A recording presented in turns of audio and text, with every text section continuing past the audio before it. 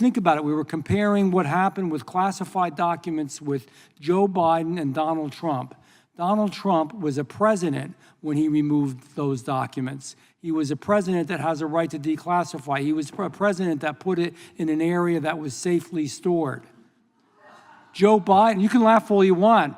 I'll tell you what isn't funny is keeping documents in a broken down box next to a collapsed dog bed in a garage. That's not funny. And that's real, and that's where Joe Biden kept the documents. I can't let go that one of my Republican colleagues just stated that the boxes containing national security secrets that were seized at Mar-a-Lago were stored in a safe manner. Quote, stored in a safe manner. This is the bathroom at Mar-a-Lago with over a dozen boxes of national security secrets that were stored in a safe manner. My friends, you are living on Fantasy Island. That's where cults live, so that makes sense. But this bathroom is a mess. This committee has been a mess, and this Congress is a mess. This is not stored in a safe manner. It's delusional to say that. You know, in what other country than Joe Biden's America can illegal immigrants waltz over an unsecure border? In what other country can an illegal immigrant get immediate housing, free food, legal counseling, free educational subsidies? In what other country can illegal immigrants get free flights and bus rides and transportations to the city or the town of their choosing? The left knows they can flood this country with millions of people. If the left can promise those millions of people that the Democrats are the party that will feed them, will house them, will transport them, will educate them for free at the American taxpayer's back, and that Republicans will take that away, then the Democrats can use the millions of illegal immigrants as political pawns to increase their power. It's shameless, it's wrong, it's un-American. And for years, conservatives have warned about this. We've warned about the left attempting to allow illegals to vote in elections. But it was made fun of. It was a joke. It would never happen. It was labeled, in fact, as a conspiracy theory. Yet here we are. I'm sorry that the gentleman from New Jersey has left the chamber, because I could reassure and console him very quickly. It is against the law for non-citizens to vote in federal elections. That is embodied in federal statute, and it is a crime for someone to attempt to do that. So that's not what's on the table here today. What's on the table is whether a locality, in this case, the District of Columbia, should be permitted to allow non-citizens to participate in local elections for things like school board and city council and advisory neighborhood commissions. The gentleman from New Jersey should be apprised at some point that the great state of New Jersey allowed non-citizen voting between 1776, when the country began, in 1820.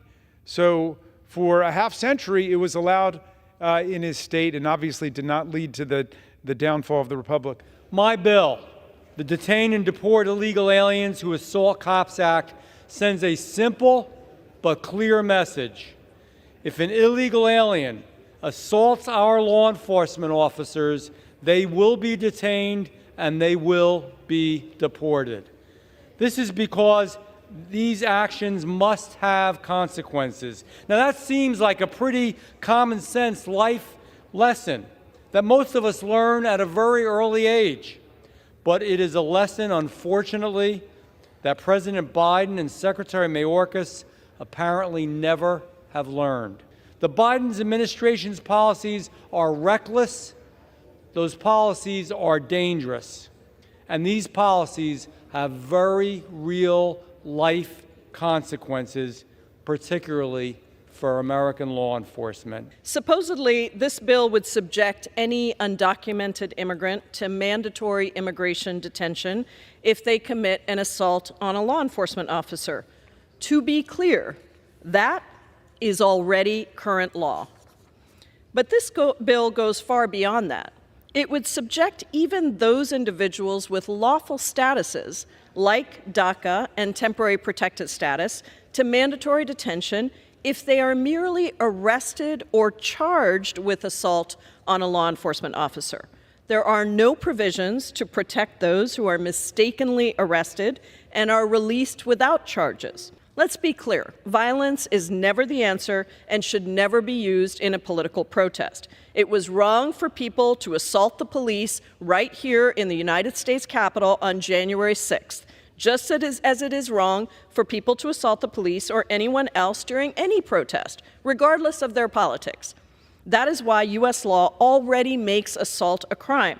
And admitting to or being convicted of a serious assault on a law enforcement officer already results in immigration consequences under current law, including mandatory detention and deportation. This bill doesn't change that, doesn't make anybody safer, doesn't fix any problems in the immigration system. Instead, this legislation deems everyone guilty until proven innocent. It serves only to further the Republican agenda to fearmonger about immigrants and keep immigration in the news during an election year, while at the same time bankrolling the private for-profit prison companies. Let's just look and review a few things. Let's look at the classified documents case. One individual is Vice President of the United States, removes documents which he has no right to do, Joe Biden. He then removes documents also before he was vice president as a U.S. senator, no right to do that, doesn't have the right to declassify. Yet a special counsel is appointed, and the result of that is that, well, there's nothing we're going to do because he's a kindly older gentleman that has a bad memory and it wouldn't be a good case. And yet at the same time, a president of the United States who does have a right to declassify documents, removes them, keeps them in a secure place, has the right to do it because he was a president and he's indicted.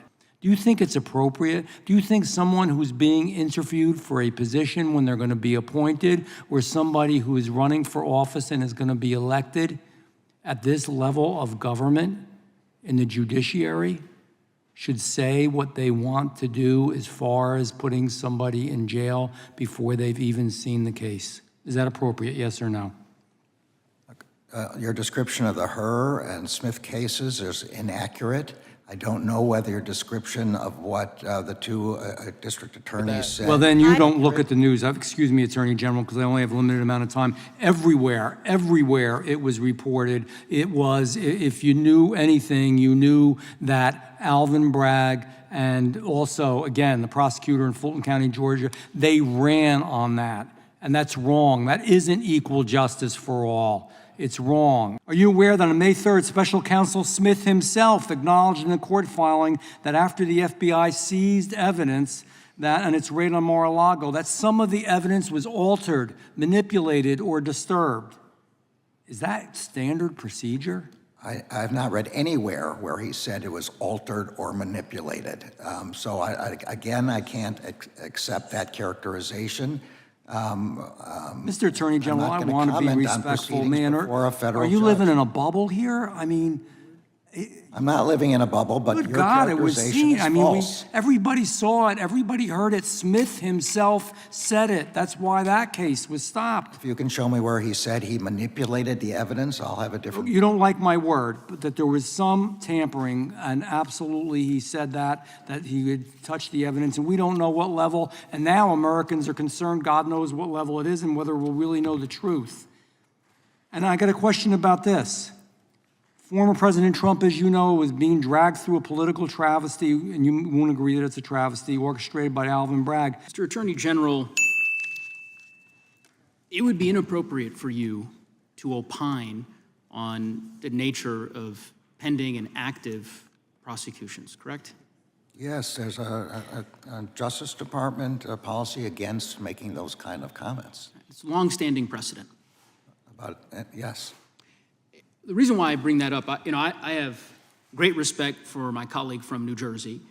I understand he is not a lawyer by training, and the world needs good dentists, so it's nothing against his career choices. But I will just simply say, I find it shameful to have to endure, and I can only imagine how you feel about it, Mr. Attorney General, the lectures from some of my colleagues on the other side of the aisle about equal justice under the law or adherence to the rule of law to a man who has spent virtually his entire career in pursuit of upholding the rule of law. Let's talk about the witness you're seeking to hold in contempt today, because that person is a ghostwriter. That's where we have now landed in this long investigation. We're going to hold in contempt a ghostwriter. And why are they seeking a ghostwriter? Because they have literally run out of people to support their baseless, false, completely meritless allegations. I'll walk you through some of them. We saw in this committee Durham. Mr. Durham was brought here. He was appointed by Donald Trump, kept on by the Biden administration, and he brought 0 indictments against any of the people you alleged had done anything wrong. Then we had Mr. Hur, who was appointed by President Trump, kept on for the investigation of the mishandling of classified documents by the Biden administration, and said there was 0 legal wrongdoing by President Biden. You wouldn't let Hunter Biden testify in public. You did it in a secret location that the public was never able to see. That transcript didn't go so well for you, so you never brought him back in public. Then you had Devin Archer testify, and he said that there was no evidence of wrongdoing by Joe Biden. You brought in Tony Bobulinski, a person who would best be remembered for suing his cancer-ridden father's charity. Then there was Alexander Smirnov, who had the smoking gun about all of the Biden corruption. He's not available because he has been indicted for being an agent of the Russian government. There was Mr. Gall Luft. I'm sorry, he also can't be here today to help you because he was indicted for being a Chinese agent.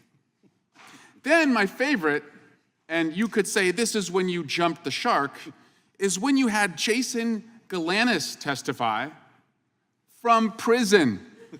You zoomed a guy in from prison to try and support your investigation. Guys, in baseball, you get 3 outs and the inning's over. In football, you get 4 downs and then it's over. You're out of outs, you're out of downs. And as far as we're concerned, President Biden has been acquitted and it's game over. And I yield back to Ms. Lofgren. Thank you for yielding back, and I yield back, Mr. Chairman. Gentlelady yields back. Gentlelady from Florida is recognized.